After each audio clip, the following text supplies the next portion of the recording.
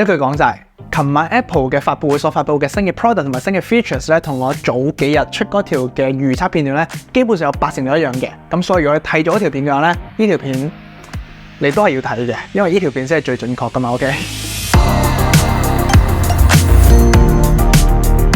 Hello， 大家歡迎翻到嚟 channel， 我嘅熱愛科技幫我先咩？咁有請你部分分享一啲日常嘅科技科技同埋當然唔少嘅魔術片同埋嘅身份裝備嘅記住自己收數。咁啊，繼續就係我新嘅收數片，每 miss 咗唔可以點樣啦？我哋3秒鐘嚟 ，3、2、1。OK， 我哋啱啱咧就終於睇完呢個1年一度嘅 Apple Special Event 嘅新品發佈會啦。咁喺呢個發佈會上邊啊 ，Apple 咧 total 發佈咗啦4樣唔同系列嘅新產品，分別就係呢個 Apple Watch 嘅第9代啦，跟住 Apple Watch Ultra 嘅第2代啦。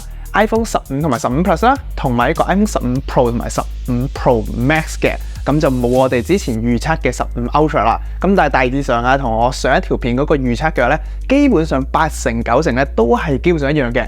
我哋就事不宜遲，即刻嚟講下咧，究竟發佈咗啲咩新產品，有啲咩嘅特別啦。首先我哋先嚟講下一個 Apple Watch Series 9第9代先。咁呢個咧其實都係一個小升級嚟嘅啫，對比上一年嘅 Series 8。咁佢就用咗啦呢個 S9 嘅晶片啦，跟住咧佢嘅 GPU 性能比上一代嘅 Series 8啦係快咗30%嘅。咁而佢嘅續航啦都係一樣，但係大約 around 18個鐘嘅電池續航力啦。而佢今年啊有一個新嘅叫做 On-Device Siri。咁呢個係咩意思咧？呢個就係咧講緊佢唔需要一個嘅網絡啦，佢都可以做到一啲基本嘅指令，例如佢可以幫你開始一啲嘅體能訓練啦。就算個網絡唔好嘅時候啦，都唔會搞到咧佢好卡個 Siri 咧覆唔到你咁樣啦。咁而另外一個咧就係一個 Siri 加呢個 Health 呢個健康功能嘅一樣嘢啊。咁就係咧而家如果你問 Siri 一啲關於你自己個人健康嘅問題啦，Siri 都係可以答到你嘅。OK， 咁而除咗呢個之外啦，佢都有講到啦，喺 WatchOS 10上面啦，都可以用到一個 Name Drop 啦，同埋咧佢而家喺呢個 Apple Watch 裏邊都加咗呢個嘅 Ultra Wideband 呢個嘅第2代嘅晶片，你就可以用你嘅 Apple Watch 去揾翻啦，你嘅 iPhone 擺咗喺邊一個位置，亦都可以顯示翻佢嘅距離啦，同埋佢嘅方向咁樣啦。而佢今一代嘅 Series 9啊，佢嘅亮度最高咧，亦都可以嚟到一個2000 nit 嘅亮度。咁呢個亮度咧，亦都係 Series 8嘅2倍啊。咁而佢最暗嘅情況之下啦，亦都可以去到1 nit 嘅亮度嘅啫。OK， 咁而佢除咗呢個之外啦，亦都介紹咗一個全新嘅手勢控制功能啊。咁佢係一個單手咧就可以控制到嘅功能嚟嘅。咁佢就係叫做 Double Tap。咁呢個 Double Tap 啦，就係講緊你嘅拇指同食指只要輕輕力咁樣點兩下啦，咁佢就可以用嚟完成一啲嘅操作。例如你可以 set 佢用嚟做停止鬧鐘啦、接聽電話啦、開始倒計時啦、播放啦、遙控影相啦等等等等啦。咁而佢最後新增咗一個粉色嘅一個顏色啦。咁除咗一個粉紅色之外啊，佢都有呢個星光色啦、銀色啦、午夜暗色同埋紅色嘅。咁而不鏽鋼裏邊啦，就亦都係以往嘅金色、銀色同埋一個石墨色啦。咁呢個咧就係全部 Apple Watch Series 9嘅一啲更新啦。OK。咁喺講完呢個 Series 9之後啦，佢就講到一啲環保方面嘅消息啦。咁佢都提翻啦，之前你都有講到噶啦。2030年咧 ，Apple 希望可以做到所有業務咧都可以實現到一個嘅碳中和嘅。咁而喺 Apple Watch 呢個嘅標殼裏邊啦，佢都係採用咗100% 可以再生嘅鋁嘅材質啦，而且電池亦都用咗100% 可再生嘅鈷啦，唔知係讀鈷定鈷啊 ？OK， 咁所有嘅 Apple Watch 佢嘅製造啊，都係由100% 嘅清潔電力去供應嘅，而佢都重新設計咗一個 Apple Watch Series 9嘅包裝盒啦，令到佢變得更加細同埋更加之緊湊啊！咁所以啊 ，Apple Watch Series 9啦，亦都成為咗 Apple 裏邊第一款啊實現到完全碳中和嘅產品嘅。咁而家喺呢個碳中和嘅產品嘅包裝盒上面啦，亦都有一個新嘅碳中和嘅 logo 咧，你喺買嘅時候咧就可以見到噶啦。OK， 咁而為咗一個嘅環保啊 ，Apple 咧已經停止晒所有嘅皮革材質系列嘅配件噶啦，無論係佢嘅 iPhone case 又好啦，或者佢嘅錶帶都好，亦都係因為咁啊 ，Apple 亦都推出咗一個全新嘅材質，叫做 Fine Woven 呢個嘅精織斜紋嘅材質。咁而佢之前同Max 合作嘅嗰啲嘅錶帶啦，都會繼續有呢個合作嘅，只不過嗰啲錶帶咧就冇晒皮革嘅材質噶啦，取而代之咧就係會係其他唔同 Max 材質嘅一啲嘅錶帶，例如係一啲嘅編織材質啊咁樣嘅。OK， 咁而之後啊 Apple 就講到啦，第二個嘅新 product 就係呢個 Apple Watch Ultra 嘅第2代啦。咁亦都同我之前預測嘅一樣，今年嘅第2代嘅 Apple Watch Ultra 咧，都係冇啲太大嘅升級嘅，純粹一啲小嘅提升啫。咁佢用咗 S9 嘅呢個晶片啦，佢亦都有呢個 On-Device 嘅 Siri 啦 ，Ultra Wideband Chip 嘅第2代啦，亦都有呢個 Double Tap 嘅功能啦。咁除咗呢啲之外啊，佢嘅最高亮度咧亦都嚟到呢個嘅3000 nit，而且亦都新增咗一個新嘅標面叫做 Modular Ultra 嘅標面嘅。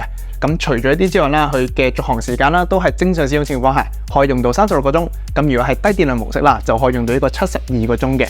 咁而今一年啊，呢個 Apple Watch Ultra 第2代啦，佢嘅機身材質啦，都由以往採用呢個原生嘅鈦金屬啦，改為採用95% 嘅再生鈦金屬材質咧去製造嘅。OK， 咁以上呢啲就係Apple Watch Ultra 啦第2代嘅一啲嘅小更新啦。OK， 咁講完呢兩樣 Apple Watch 之後啦，就講到我哋嘅 iPhone 啦。咁首先我哋講下最新嘅 iPhone 15同埋15 Plus 有啲咩新功能先。咁首先係顏色上面啊，今年咧佢嘅顏色咧分別有粉色啦、藍色啦、綠色啦、黃色同埋黑色呢5種顏色嘅。咁而都係同之前傳聞所講啦，今年嘅15同埋15 Plus 啦，亦都新增咗咧 Dynamic Island 呢個靈動度嘅設計嘅。咁而佢嘅熒幕啦，都係創造一個 Super Retina XDR 嘅熒幕啦。佢嘅 HDR 嘅情況之下啦，最高亮度可以去到1600 nit。咁而陽光底下最高可以去到2000 nit 嘅峰值亮度嘅。咁而佢嘅尺寸同以往一樣啦，都係6.1寸同埋6.7寸呢兩個尺寸啦。咁而佢比較特別嘅咧，就係今年嘅金屬邊框啊，創咗全新嘅弧度邊緣設計。咁亦都係第一次啊，用咗咧成塊嘅溶色玻璃工藝嘅機背啦。咁佢呢個玻璃用咗新嘅技術去製造，令到佢會更加之襟用。咁而佢嘅外層啊，亦都加上咗佢嘅紋理啞光處理呢個 Textured Matte Finish 嘅。咁相信佢呢個嘅機背嘅玻璃啦，相比以往咧，應該會有一個更加唔同嘅觀感嘅。OK， 而嚟到最重要嘅相機系統嘅升級上面啦，佢今年嘅主鏡頭啦就用咗上一年 iPhone 14 Pro 上面嘅嗰個4800萬像素嘅主鏡頭嘅。咁而呢個主鏡頭上面啦，亦都有原本嘅 Quad Pixel 啦4合1像素傳感器啦，即係個 Photonic Engine 啦光像引擎啦，同埋咧佢亦都比較特別嘅就係用咗呢個4800萬像素啦，呢個傳感器啊。中間一部分嘅1200萬像素咧，去新增咗一個新嘅2倍變焦嘅焦距嘅鏡頭嘅。除咗呢個之外啦，亦都有一個新一代嘅人像相片呢個嘅 Portrait 嘅模式。咁佢就係唔需要啦，你手動去切換呢個 Portrait Mode 啦，佢嘅 iPhone 啊都會自動咧幫你識別到畫面中間裏邊嗰個人啦，或者可能係啲狗仔啦，幫你預先咧影低咗呢個嘅深度圖先。咁等你影完之後啊，先至可以再手動咧去校翻去做 Portrait Photo 都得嘅。咁而除咗呢個之外啊，亦都去提及到一個新嘅 Focus and Depth Control 呢個嘅功能嘅。咁呢個功能啦，其實就係講緊你影完之後咧，可以再去改變嗰張相啊所對焦嘅嗰個焦點啦，或者光圈等等咁樣啦。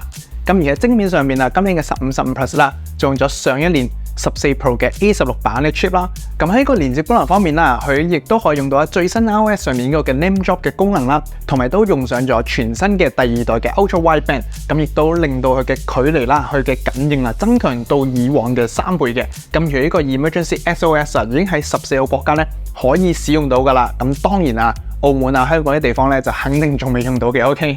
咁而佢今年都新增咗一個叫做 Roadside Assistance 呢個衛星請求道路救援嘅服務嘅。咁佢嘅意思就係當你架車死火嘅時候啦，你就可以用呢個嘅功能啦，去揾到人幫你去做救車啦。咁但係啊，呢個功能咧，因為係 partner 翻美國當地嘅一啲公司合作去推出嘅，咁所以咧都係只可以喺美國咧先至用到噶啦。OK。咁而佢呢啲所有嘅 satellite 呢啲衛星嘅服務啦，係可以俾你咧跟住呢個嘅 iPhone 15啦，免費送2年俾你去使用嘅。咁如果你要用到啲服務咧，可能你要去美國先得啦，不過 OK。咁而仲有一個比較重大嘅升級啊，就係咧佢嘅 Lightning 接口終於要轉咗做呢個 USB-C 嘅接口啦。OK。咁而佢除咗 iPhone 15、15 Plus 之外啦，佢嘅 AirPods Pro 啊，亦都會出一個新嘅 USB-C 接口嘅版本嘅。OK。好啦，咁最後咧就嚟到今晚最重要嘅一個15 Pro 同埋15 Pro Max 啦。注意，唔係15 Ultra， 係15 Pro Max。OK。咁我哋首先講一講佢嘅外觀上面先啦。咁首先佢嘅外觀上咧，最重要咧就係用咗呢個嘅鈦金屬嘅外框設計啦。咁佢啊係用咗一個嘅 Grade 5嘅 Titanium， 佢講啊係比呢個純鈦啦，佢嘅抗拉強度係更加之高嘅，甚至乎係連呢個火星探測器咧都係用呢種嘅鈦金屬嘅啫。咁佢就會更加之堅硬啦，更加之耐用啦，同埋更加之輕嘅。咁而佢亦都創咗啦全新嘅熱機械工藝啊，將內部嘅鋁啦同埋外邊邊框嘅鈦啊，用一個超高壓力去結合埋一齊咧，產生呢個嘅協同性能嘅。咁佢就聲稱啊，可以幫到咧呢個嘅散熱啦，同埋進一步去減輕到佢嘅重量嘅。所以咧，佢就成為咗呢個有史以嚟啊最輕嘅 Pro 系列嘅機型啦。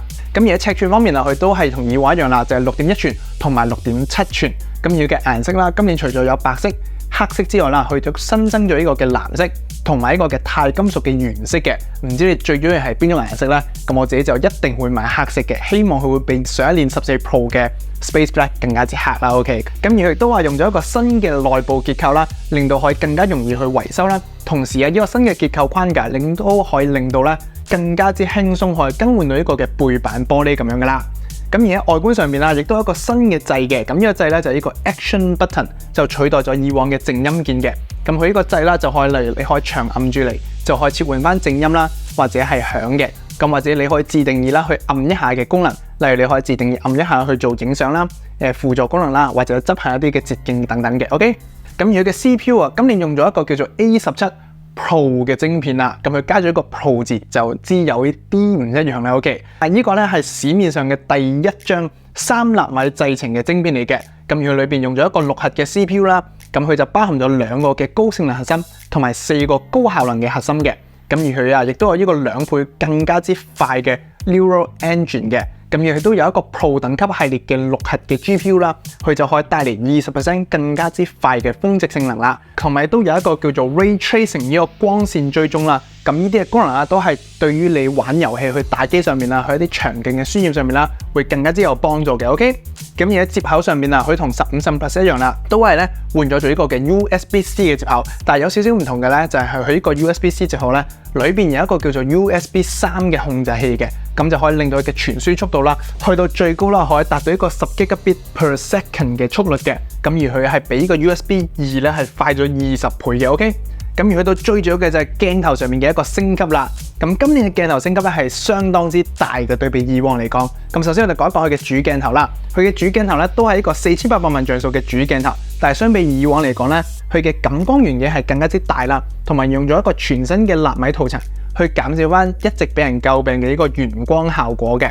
咁而且由於呢個新嘅 Photonic Engine 啦，去創造一個4800萬像素嘅圖像，所以今年啊佢呢個主鏡頭啦可以衍生到24mm 啦、28mm 啦，同埋35mm 呢個全新焦距嘅鏡頭嘅，同埋都有翻頭先講到嘅 Focus and Depth 嘅控制啦。OK， 咁而除咗主鏡頭之外啦，去咗另外一個係1200萬像素嘅3倍光學變焦鏡頭啦，亦都係即係等效係77mm 嘅焦距嘅。咁但係呢個嘅3倍光學變焦鏡頭裏邊啦，亦都隱藏咗一個1200萬像素嘅5倍光學變焦鏡頭，亦都即係等佢係120mm 焦距嘅鏡頭嘅。咁對比起14 Pro Max 啦，佢嘅感光元件咧係大咗25% 嘅，亦都有呢個100% 嘅 Focus Pixel 啦。咁佢嘅光圈咧亦都係 f2.8 啦，而且佢係創咗一個4重反射棱鏡結構嘅設計技術，咁就可以令到光線啊，可以喺呢個結構咁細嘅空間裏邊咧，傳播得更加之長嘅距離啦。咁所以亦都係因為咁樣先可以做到咧呢個5倍光學變焦嘅。咁而且佢裏邊亦都有一個全新嘅防震技術啦，兼具咗呢個光學圖像防抖同埋呢個自動對焦嘅 3D 傳感器位移嘅模塊喺度，咁就可以實現到啦3個方向嘅立體移動啦。咁呢個亦都係所有嘅智能手機上邊啦首創嘅一個先例嚟嘅。OK， 咁最後嘅第3個鏡頭啦，就係呢個1200萬像素嘅超廣角鏡頭啦。咁呢個鏡頭嘅等效焦距就係13mm 咁樣嘅。咁而佢都少少嘅更新啦，就係一個新嘅抗反射塗層啦，更加之好嘅夜間模式啦、HDR 模式啦，同埋呢個嘅微距功能嘅。咁所以今年嘅 iPhone 15 Pro 同埋15 Pro Max 咧，可以話係一部相機裏邊就包含咗咧7個唔同嘅鏡頭，分別就係呢個微距啦、13mm 嘅超廣角啦、24mm 啦、28mm 啦，同埋35mm 啦。呢3個都係由呢個主攝衍生出嚟嘅鏡頭啦，同埋最後呢個77mm 同埋120mm total 呢7個唔同嘅鏡頭嘅。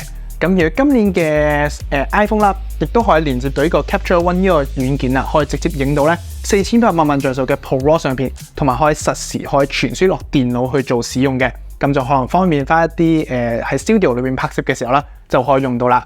不過講真，喺 Studio 拍攝嘅時候會唔會用 iPhone 咧？我就覺得呢個情況比較少嘅。OK， 咁除咗呢個之外啦，佢到今年啊，佢都可以支援到將呢個 ProRes 外錄到去外置嘅 hard disk 裏面，亦都因為咁樣啦，就可以首次支援到咧拍攝呢個 ProRes 嘅 4K 60格嘅影片啦，同埋佢都推出咗一個嘅 Lock 模式嘅編碼啦，帶嚟一個更加之大嘅後期調色空間嘅。咁但係呢啲都係 for 翻一啲比較 professional 上面會使用到，對於日常用家咧可能就唔係咁大嘅幫助啦。OK。咁而且都可以用呢個 iPhone 15 Pro 或者15 Pro Max 啦，上面嘅一個超廣角同埋主攝呢兩個鏡頭咧，去拍攝呢個嘅 Spatial Video 嘅。咁拍出嚟嘅 Spatial Video 啦，亦都可以擺翻落呢個 Vision Pro 啦去觀看嘅。咁但係前提係要你有 Vision Pro 先得 ，OK？ 咁呢個功能啊就會係今年嘅遲少少啦，先至可以用到嘅 ，OK？ 咁而喺價錢方面咧，15 Pro 同埋15 Pro Max 啦，同上年相同量嘅型號嘅定價咧都係一樣嘅啫 ，OK？ 咁而喺講完呢個之後啦，最後亦都提及到今年嘅 iCloud Plus 啦，亦都話新增咗一個6TB 同埋12TB 嘅儲存空間方案嘅，就放翻如果你真係要拍 ProRes 啦，或者影好多嘅 ProRAW 嘅相嘅時候咧，可能就真係會用到啦。不過我覺得應該都唔會有咁多人用到嘅啫 ，OK？ 至少我唔會用到 ，OK？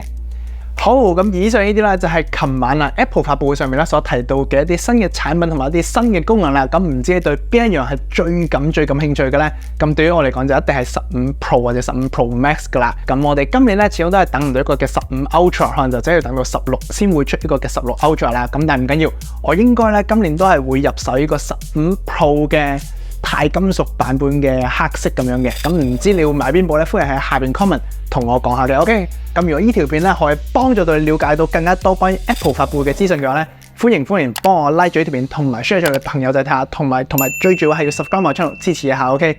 畢竟漏嘢去講呢條片出去咧，都真係唔容易 ，OK？ 咁我哋一個熱愛科技嘅魔術師，我哋下條片再見 ，peace。